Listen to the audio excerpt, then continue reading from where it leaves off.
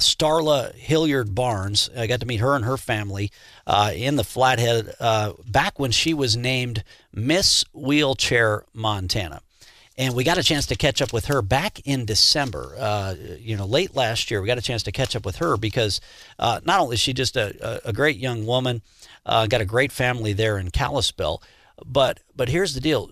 She's been twice paralyzed, and she just got back from Mt.Kilimanjaro, Africa. Starla, great to have you back on the show. I know we talked with you before the trip. You're now back home from Mount Kilimanjaro. How'd the trip go? Aaron, it was probably one of the most emotional, humbling, and incredible experiences that I've ever experienced in my life. Yeah, walk us through it. Obviously, I got some friends who were over supporting an orphanage in Tanzania at the same time you were there climbing Kilimanjaro, and so it's a haul just to get over there in the first place, let alone getting up the mountain in your wheelchair. So I guess walk us through just the whole process. So we went with an incredible organization called Friends of Access Israel. They're an organization that aggressively improves the accessibility and inclusion for all people with disabilities and the elderly around the world. And so this was an incredible journey to be able to travel over there with them. It started here. We left January 30th over to New York City, a short flight over, a 6-hour flight. Well, we went to Seattle, then New York. We stayed for 2 days in New York and kind of experienced the culture and places that we've never visited before.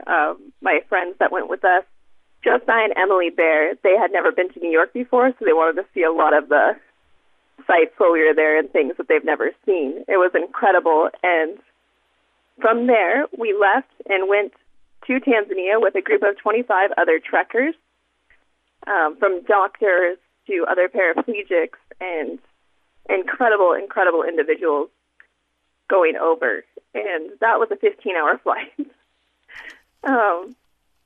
It was a long flight, but an incredible one, just hearing the stories and different opinions of people and their excitement of what they were going to do and accomplish on that mountain. And were you able to make it all the way to the top of Mount Kilimanjaro? We did summit Mount Kilimanjaro. All 4 of us paraplegics did, as well as several of the other trekkers and doctors. That's pretty incredible. I'll bet you got a few looks on your way up the trail as well, because it's a good hike. I mean, you're in Africa, but there's snow at the top of that mountain. There is. There's snow right at the top at the glaciers. We did get quite a few looks, a lot of high fives, a lot of inspirational quotes from other individuals that were just so inspiring and helping us push to the top. Because, of course, with any mountain or any trek, there's always going to be bumps along the way. And we had a few, but with all of us pushing each other to the top, we made it. And I couldn't have done it without the incredible team or the individuals that went with us. Starla, so great to have you on the show this morning here. So how did you physically get up the mountain?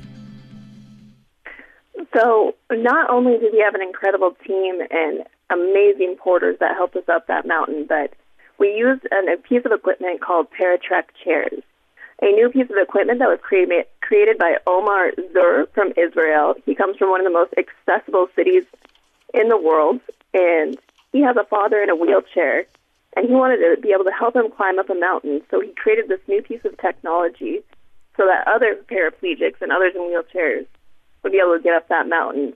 It has do you kind of know what a rickshaw is? Yeah, like the little the motorcycle thing with the little 2-seater shack in the back that they actually use a bunch in Tanzania, right? Correct. Well, with this, they have like a bar in the front, kind of like the rickshaws that you find in India. So someone in the front can control the way the chair moves or back and forth. And then on the sides, you have your regular wheels that you can push with that can also come off and have smaller wheels that pop down that can go through smaller crevices or trails up the mountain. Wow, that's pretty remarkable. And then did you have to physically use a lot of your arm strength oftentimes too, making your way up the mountain? I did until I got in trouble with the porters a few times. It was an incredible experience. So I practiced and trained for months to be able to go up that mountain. And I don't know, it was quite an experience going up there. I got in trouble. We had quite a few bumps in the road. There was a lot of, in the beginning, miscommunications due to the language barrier. But Omar and Roe and Jamie made sure that they could clarify and teach the porters and Papote, the organization that we traveled with, how to use the chairs, or I should say trekkers. I'm going to get in trouble for saying chairs. Trekkers correctly. It's got, you know... Oh, yeah, go ahead. I was going to say, does that answer kind of your question? No, that does. Yeah, definitely. Yeah, but when I think about this, too, I think about, wow, what a cool thing to potentially bring back here to Montana, because I know you're a big advocate for moving. You're the founder, actually, of Moving Forward Adaptive Sports and Gifts of Love, and so you focus on bringing free adaptive sports to veterans and other folks with disabilities here in Montana. And so I just think about that, and it's like, man, I know there's a lot of folks here in Montana who'd love to be able to, summit so many of these peaks. And so maybe we could use that same type of technology back here in Montana on some of these trails as well. Yes, Jamie Lassner, the director for Friends of Access Israel, and I've actually been speaking about how we can have other camps besides the programs that we currently have with Moving Forward Adaptive Sports here in the Flathead, and how we can bring those trekkers back here, include them not only in hand cycling events, but other opportunities where people don't have that option to use a hand cycle, how we can still get them to that top of that mountain. If there was one thing that you learned throughout this trip, what would it be? The most important thing you think you learned? So I actually have two things, if that's okay with you. That's all right, yeah. So the first one would be truly to listen and soak in each day. As you know, in today's society, we have lost an art, the art of communication. Well, as you can imagine, Aaron, Kilimanjaro is not Wi-Fi enabled. So the next 2 weeks, with the exception of 4 phone calls to my daughter, would be spent soaking in and learning how to do old-school communication again. I love being unplugged, as you know. It lets you soak in the beauty surrounding us. It lets you see the admiring glance from my husband that I might normally miss. But most of all, it allows you to listen. I quickly found out that everyone has a story. Every single individual that was there had an emotional story and why they were climbing Mount Kilimanjaro. It was just so incredible, and each story was so different from each other. And the second piece of tell us the second one. We've got about a minute and a half to go, unfortunately. Okay, I'm sorry. No, you're doing great. My second advice would be bring your life lessons home with you. So while I was in Tanzania and on Kilimanjaro, Aaron, I was taught love, determination, humility, and sheer willpower. However, I know that the true test would come when it was time for us to bring these lessons home. Although my physical journey had ended, my real journey is just beginning. This trip, it is easy to feel motivated and inspired while you're there in the midst of the journey, but oftentimes it is easy to experience something so humbling and meaningful and challenging than to assimilate back to our reality. But I can't just go back to reality, Aaron.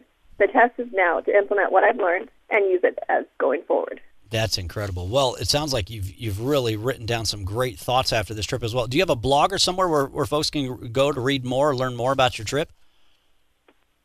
I don't right now, but there will be some new articles coming out. A few news stations picking up the articles, but I do plan on doing a live video with Shannon in the next few days. Perfect. All right. Well, be sure to share that with us, and we'll share this on our website, montanatalks.com, for the audio as well. Thanks again for joining us. Congrats on making this summit, and thanks for continuing to inspire folks all across Montana. Starla Barnes, great to have you on the show this morning.